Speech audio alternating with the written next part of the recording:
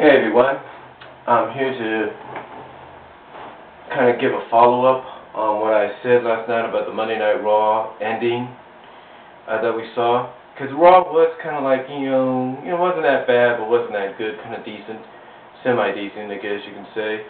A lot of people feel as though it was one of the worst ones ever because it was viewer's choice, basically Cyber Sunday for free, if you will. But anyway, I want to talk more about the ending, the NXT Invasion deal, and my God, even though it surprised me because I was asking myself, and again I mentioned this in the first video, what the hell was going on? But then I just remembered, I should have saw this coming because I didn't say anything during the NXT first season or anything, but something just told me, and you can see it in the video that I swore on the Bible. I didn't want to say anything. I swore on the Bible in the first video when I said, I have a feeling there's gonna be something like an invasion or something like that. But I didn't say anything because I really wasn't sure. But I just had this feeling that these NXT rookies were gonna do something like this, and they did. They did. It was really amazing. Excuse me.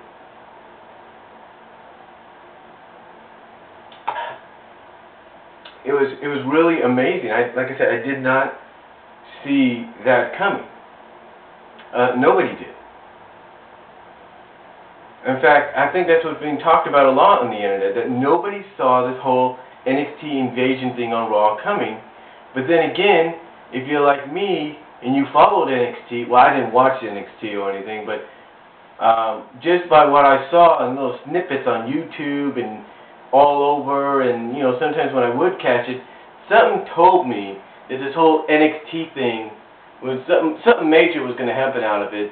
And one of the things I thought was the NXT guys are going to invade. They're going to work together.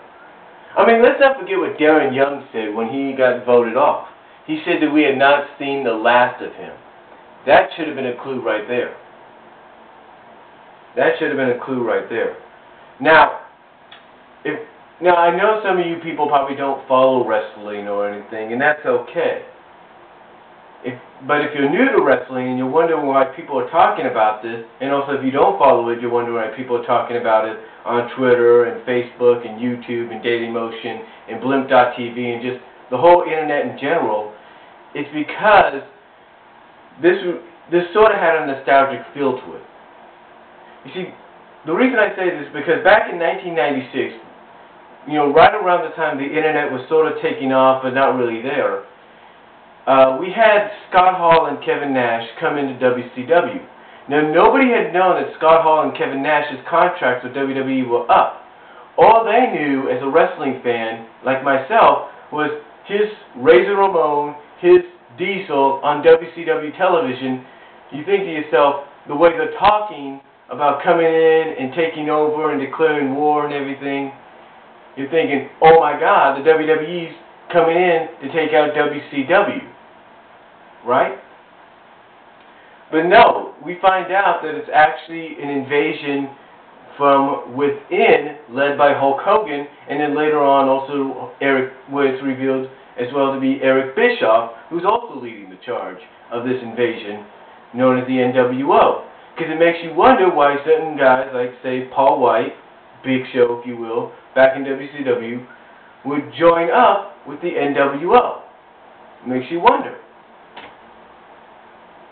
So that's one of the reasons, people like the ending of Raw last night. Another reason is you go back to 2001, the whole invasion deal there with ECW becoming part of the, I think about an hour or so before they officially joined the alliance, which caused that whole invasion storyline, as many put it, to go sheep.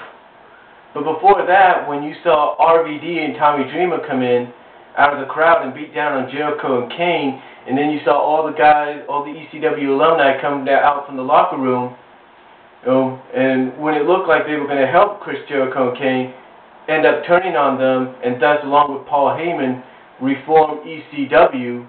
That's sort of what it felt like. And again, that's before that ECW reunion or group joined up with WCW and caused the whole invasion thing to go. You know what I'm saying?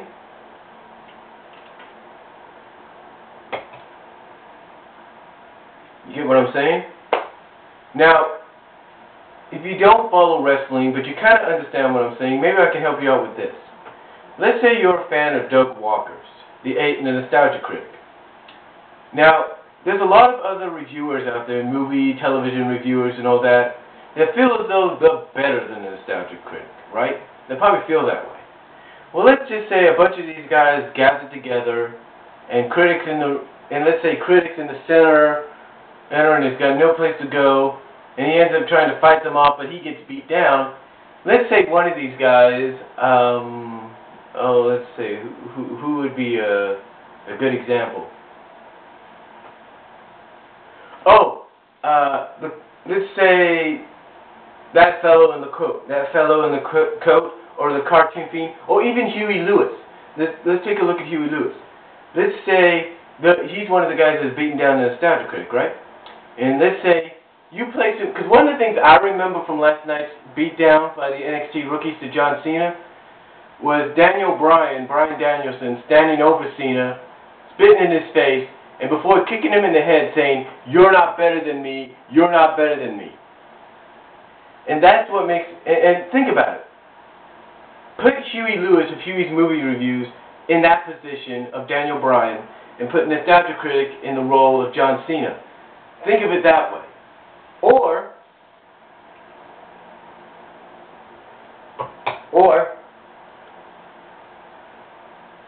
let's take a look at James Wolfe, the angry video game nerd. There's a lot of guys, a lot of people on the internet that feel as though they might be better than the angry video game nerd. One in particular, some people feel as though is ripping off the nerd, is Irate Gamer. Let's say Irate Gamer leads a charge of all these video game reviewers. They beat down on the nerd, and again, put the nerd in the role of John Cena, put Irate Gamer in the role of Daniel Bryan, and can you just imagine hearing Daniel Bryan, Irate Gamer, telling nerd, "You're not better than me, you're not better than me." Can you imagine that?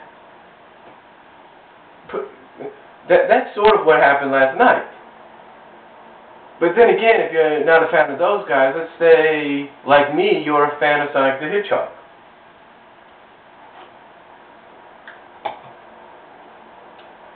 And let's say you have all the video game characters led by, let's say, Amy Rose. And they're basically gathered together, and they're beating down on all the SatAM characters, like Sally, Bunny, Rhoda, Dolphy, Antoine, you get the idea. They're just beating down on them. Just beating down on them, and just think about it. You put Amy in the role of Daniel Bryan, Sally in the role of Cena, and Amy saying, "You're not better than me, you're not better than me."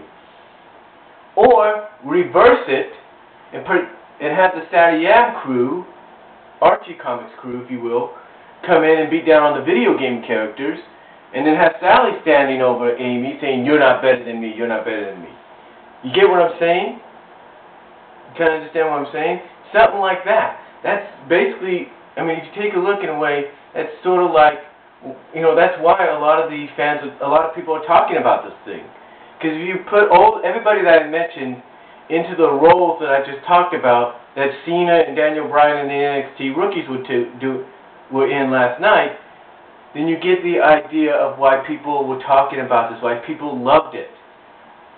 Okay, alright, here's another example. You're an MMA fan, right? What would you do if the Strike Force crew came out of nowhere, beat down,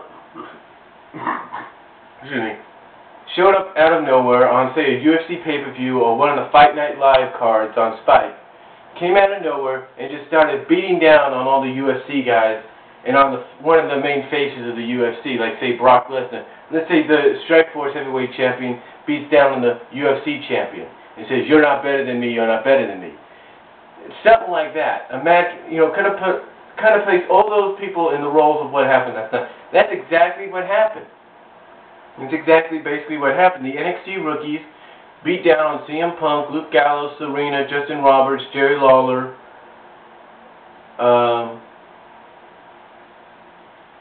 you know, a whole bunch of others. Excuse me for a second. And I'll be back with my continuation of this.